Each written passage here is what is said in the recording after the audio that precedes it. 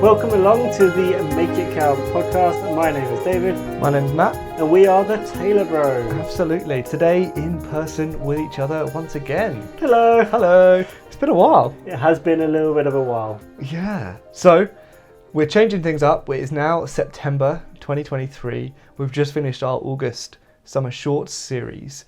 And partly due to practicalities and partly because we like the short form format, we're going to be making that our normal format from now on. So roughly 10 to 12 minute long episodes. Definitely. And we have had was it a listener request or a listener question? A listener question request. A listener requestion.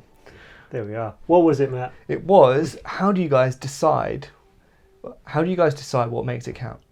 And how has that changed in the last couple of years of doing the podcast? So, do you have any initial thoughts to that? How do you decide what makes it count? Let's deal with that one first. Yeah. Well, one of the things I've been going through recently, it's a little bit more in depth, is Stephen Covey's 7 Habits of Highly Effective People book. And of course, we did a series on that. And I think that has had an increasing impact on how I decide what makes it count. Obviously, one of the first habits is begin with the end in mind. That's habit number 2. And so what I determine, or that is how I'm now choosing what counts basically, is at the end of my life or at the end of this, what do I want to have achieved or what do I want to be the outcome? Okay, so if that's the case, then that impacts what I choose now as to what counts now. Yeah, definitely. And I think my answer is similar but maybe different, because it does very much seem to be about what do you want. So we've talked about this thing before that I've been doing recently in my head as I come into sort of a new academic year, so sort of September to July.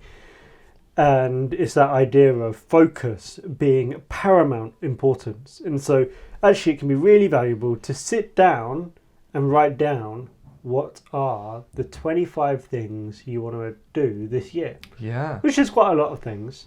And so you're just doing it focusing for this year? Just for this year, 25 things you want to do. Like that. I didn't quite get all to 25. I was like, I don't know. Like, I feel like I've got enough already, and like there's nothing else. Well, you already know what's coming afterwards, so yeah. and then it's find the top 5 you want to do. Yeah. List that list, things to do, and then the next 20 things not to do under any circumstance, because you're going to get distracted by the things you kind of want to do or you want to do quite a lot. Yeah. Then you're not going to get distracted by things that you don't actually want to do. Yeah, absolutely. So doing that is quite important. But then how do you get from that 25 to the 5?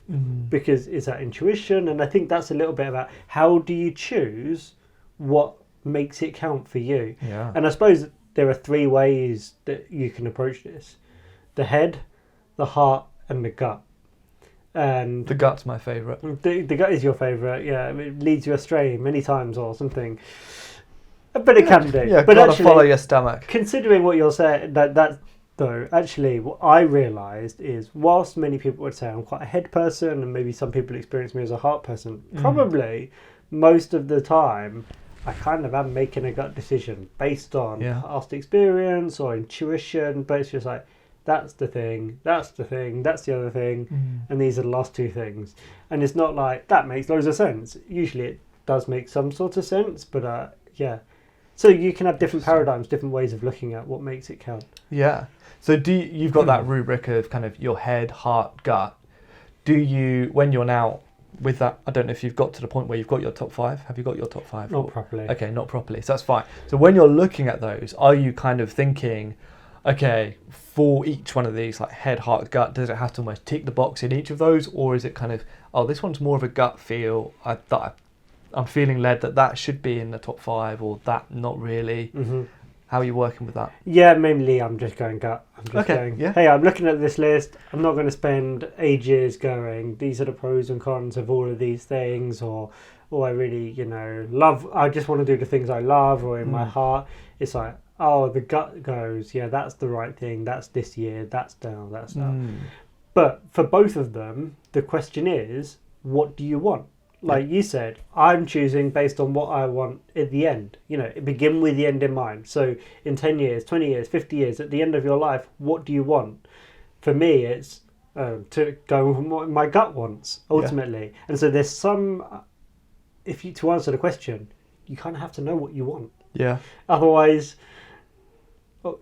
someone else is going to tell you what you want. Yeah, absolutely. So you have to have done that work. And of course, we've spoken about this before. You've done several iterations of your obituary. I don't know if you're still every day reading a little bit of that. Maybe it's a weekly practice now.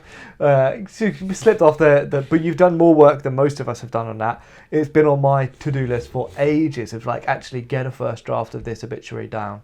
And as of the releasing of this podcast, well, as of the recording, it's still half a page. I want to get a little bit more on that. I'm thinking actually the next couple of days I'm going to write that out, spend half an hour, because that will help. Again, I like the way that you've decided I'm just going to get on and do that 25 list and do that exercise, because we've spoken about it probably 9 months ago now, I think it was. And it's one of those things that you go, wow, what an incredible, like, it was the idea from Warren Buffett, and he talked about it as doing for your entire life. Well, I think if you're going to get good at it, maybe focus for a year first, think about like, okay, what's the 25 for this year? And then maybe after having done that for a little while, you can go, okay, now I'm getting to the point where I'm getting clarity on what maybe those top 5 are for life. Yeah, maybe as well, because to do something for life, you have to think really quite big. Yep. And actually, it's quite difficult to think of something you want to do in 1 year. Yeah. And sometimes that's given to you, and sometimes, it's like, oh, you've got to study this course for a year. Oh, well, this year, one of the things then has to be doing that course. Yes, of course. But the concept of it being the importance of focus, that actually, if you want to accomplish with success, you have to have focus. Yeah. Otherwise, you're spread too thin and you will not move the ball forward in any. And then you become discouraged by not doing it. Yeah. So, the second part of the question, how has that changed? Is it in the last year, 2 years? Basically, since we began the podcast. So it's nearly 2 years. And I mean, if you think about when was the beginning of the podcast, well, there was the launch, but there was the 6 to 8 month period before that where we were thinking about it and dreaming. Yes, indeed. So? Well, I touched on it before. I think I have become a lot more clear on the importance of not just going, okay, here's things that I find important and going to go for it, health and learning and community and relationships, but to really seeing the life that I want to be living in however many years, 5 years, 10 years, in 30 years time, what do I want to have been the result? So the 7 habits begin with the end in mind. But also, I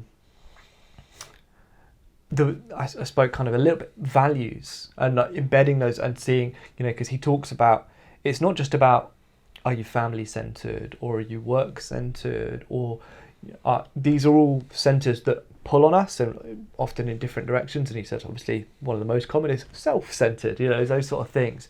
And we can see how those would maybe lead us astray. But he says it's about being principle-centered or value-centered, things that are transcendent and that endure outside of circumstances. And so that's kind of what I'm seeing again as well. And again, we've done work and we've spoken about before, what are your values? What are your top values? And I've done some of that, and I'm realizing, those are the things that I'm seeing through. Okay, does it fit into these values? Does it, if I live into that, what will it do for my sort of expressing of those values? Values like learning, values like vital health, values like connection. Does it fit into those? If it doesn't, if it's not leading me towards them, then actually it's not going to make it. It's not going to be a practice that I want to move into. Mm-hmm. Definitely. And you maybe frame my answer a little bit differently, but a number of years ago, I wrote out like my top 5 values and a little sentence next to it, learning and courage and a couple of others. And one of them was freedom. And actually, I've looked back at that since then and said, I would probably change that. And it's not that freedom is not a good one, but I would say dignity now. Ooh. And that the importance of seeing people with dignity. Wow. And calling that out of people and treating them with appropriate dignity. And so how has making it count changed in the last couple of years? Like Matt said, there's some circumstances that have changed, but I suppose it's that idea of, you read something and then you marinate in it, and you think, actually, that is important for me, and I want to treat people as whole people and not as things to use. So yeah, it does. Circumstances, of course, make a difference. 2 years ago, my big focus was on launching my coaching business. Now, I'm a married man, so actually, one of my things to make it count is to have a successful married relationship. Yeah. And there's time I put into that, and efforts and ways that I have in my being of showing up in that space, where when I was a single guy, I didn't have to do that, or it didn't look the same. So making it count maybe now includes at least one other very significant person. So yeah, should we wrap up this episode? Let's wrap it up. I think in summary, for me, it's helpful to see, like, I haven't, in the last 2 years, I haven't like drastically changed the direction I'm moving in, but there are certainly some aspects where I'm honing in on, here's some helpful practices and here's some helpful ways to look at what makes it count, to sharpen that focus, and also to just realise it's on a journey. So much of life, we're on a journey, and we circle back on something, and then we go again and we circle back, but we've moved on a little bit. It's like the connection between maybe the linear and the seasonal, and how that works. So we develop, we grow, we're not the same, but hopefully we're moving in a consistent direction.